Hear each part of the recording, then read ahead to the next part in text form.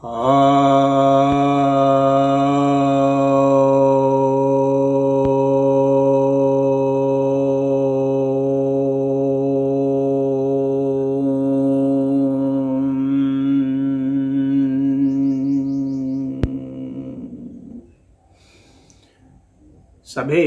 भक्तजनों को सप्रेम नमन। भक्तों, आज आपकी जिज्ञासाओं का समाधान लेकर आया हूं। एक जिज्ञासा आई है कि त्रिया चरित्र क्या है, इसे देवता भी क्यों नहीं जानते। संभवतः यह जिज्ञासा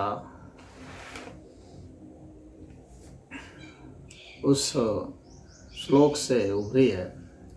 इसमें बताया गया है कि त्रिया चरित्रम पुरुषस्य भाग्यम देवो न जानाति कुतो मनुष्यः। यानी स्त्रियों का चरित्र, पुरुष का भाग्य देव भी नहीं जानते हैं, फिर मनुष्य क्या। त्रिया स्त्री को कहा जाता है। त्रि अर्थात तीन। पूछा है कि त्रिया चरित्र क्या है, तो त्रि अर्थात तीन। और या स्त्रीन को कहते हैं, स्त्रियों को जब पुकारते हैं, आह्वान करते हैं, तो या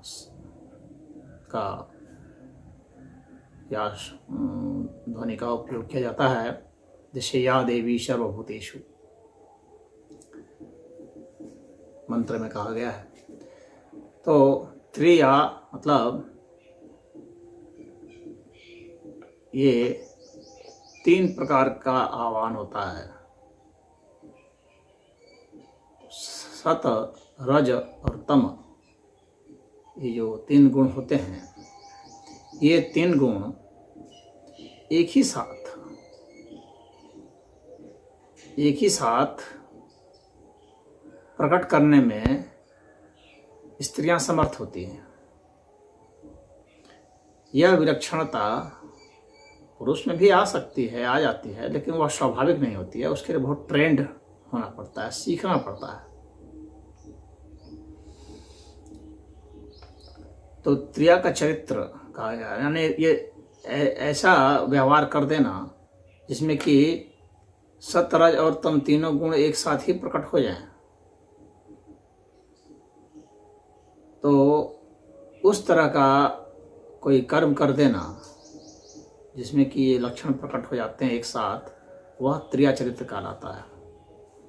तो चूंकि तीनों एक साथ प्रकट हो जाते हैं, इसलिए इसको समझ पाना, उसके लक्ष्य को, उसके मर्म को, उसके भेद को समझ पाना आसान नहीं होता कि वह किस कारण से किया गया है।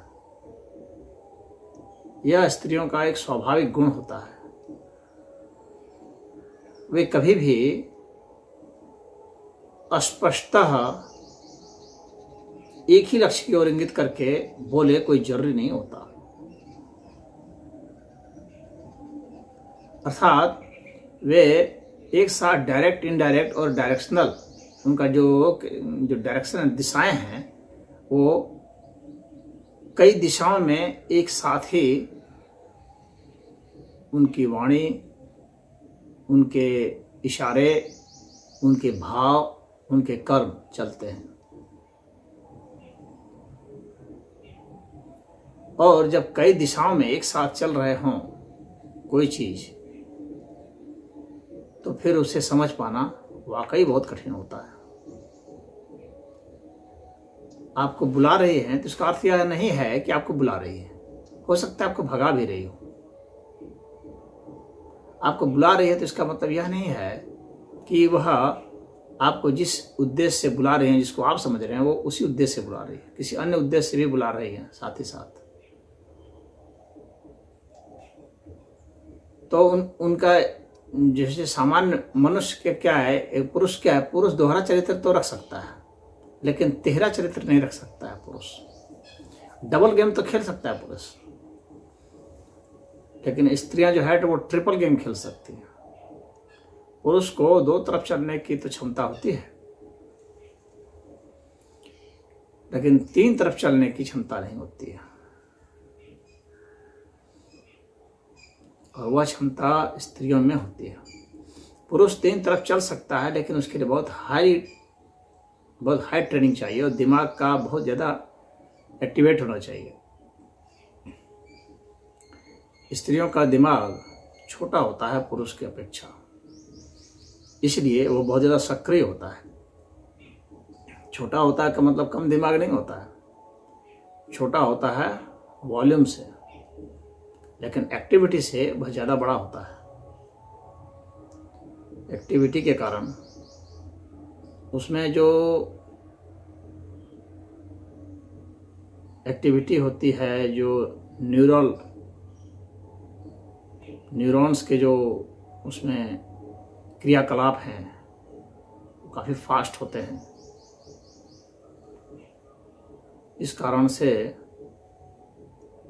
वे एक विलक्षण प्रतिभा को जन्म देते हैं, और वही प्रतिभा यह है, क्योंकि उतने फास्ट उनमें गति होती है तो उसको समझना कठिन होता है, क्योंकि आप उसको मैच नहीं कर सकते उसकी स्पीड के कारण।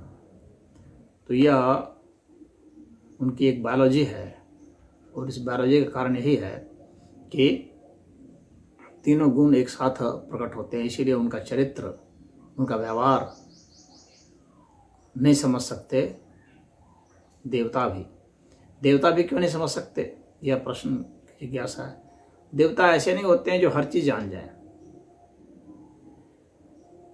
देवता मनुष्य से विलक्षण होते हैं, परंतु सब चीज़ जान जाए ऐसा नहीं होता है।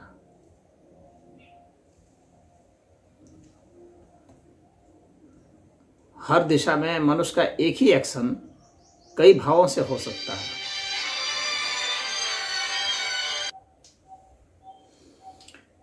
देवता जो होते हैं वे ऊर्जा के आदि स्रोत कहे जाते हैं। तो ऊर्जा के जो आदि स्रोत हैं वे ही बातें जान सकते हैं जो बातें ऊर्जा के स्तर की हों। अगर ऊर्जा से सूक्ष्म कोई बात है, कोई तत्व है, कोई चीज़ है, तो वे उनके संज्ञान में नहीं होते। इसलिए देवता बहुत चीज़ नहीं जानते हैं। अधिक किसी ने कोई वाक्य बोला है लेकिन उसके भीतर का इरादा जो है खामोशी का है, तो देवता उसे नहीं जान सकते। इसीलिए यह कहा गया कि भगवान बुद्ध जब मौन को प्राप्त हुए, निर्वाण को प्राप्त हुए, उस समय देवता नहीं जान रहे थे। जब आप खामोशी में होते हैं उस बात को देवता नहीं जान सकते, क्योंकि दिमाग पूर्ण रूप से शांत है, दिमाग में कोई हरकत नहीं है, तो वह डिटेक्शन में नहीं आ सकता। उसी तरह से जब किसी चीज़ का डायरेक्शन भी बहुत ज़्यादा हो जाता है, भाव का, गुण का, व्यवहार का, चरित्र का, तो उसके पीछे रियल इंटेंशन क्या है, इरादा क्या है, यह भी जानना कठिन होता है। एक डायरेक्शन में है तो साफ दिखता है, लेकिन उसके पीछे अगर कई तरह के इरादे हों तो देवता भी नहीं जान सकते।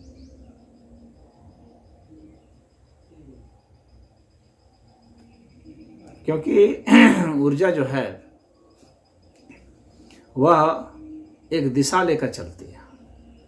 ऊर्जा की एक दिशा होती है, और अधिक से अधिक ऊर्जा की 2 दिशा होगी, 3 दिशा होगी, परंतु उनके गमन का लक्ष्य क्या है, यह जो है यह ऊर्जा के तहत नहीं आएगा, वह चेतना के तहत आएगा। उसकी जो क्रियाविधि है वह तो ऊर्जा के तहत है, लेकिन उसके पीछे जो इरादे हैं वह उसके तहत नहीं आएंगे, ऊर्जा के तहत, क्योंकि वह चेतना के तहत आएंगे। तो इस कारण से देवता भी नहीं जान पाते हैं, यह यहाँ पर मतलब है। और उसी तरह से पुरुष का भाग्य, तो यहाँ पुरुष का भाग्य क्या, पुरुष चूंकि बाहर यह पूछा नहीं गया है, लेकिन यह जिस श्लोक में है उसका जो दृष्टांत है उसके कारण जो है मैं इसको बता दे रहा हूँ। पुरुष का जो भाग्य होता है वो अभी कोई नहीं जान सकता। तो पुरुष का क्या, स्त्री का भाग्य क्या कोई जान सकता? नहीं, स्त्री का भाग्य भी कोई नहीं जान सकता। भाग्य जाना ही नहीं जा सकता। क्यों? क्योंकि कोई भी जो घटना घटेगी उसके पीछे असंख्य कारक होते हैं और उन असंख्य कारकों को कोई नहीं जान सकता।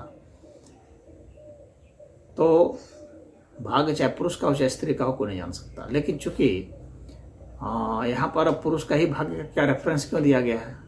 इसलिए दिया गया है क्योंकि पुरुष जो है वह कार्य क्षेत्र में रहता है, स्त्रियां उतनी नहीं रहती हैं इस श्लोक को लिखते समय। लेकिन स्त्रियां तो अब तो रह रही हैं, अब तो स्त्रियां भी कर्म क्षेत्र में कूद चुकी हैं।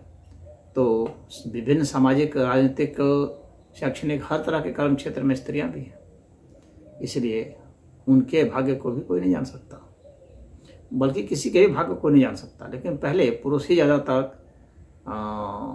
रहते थे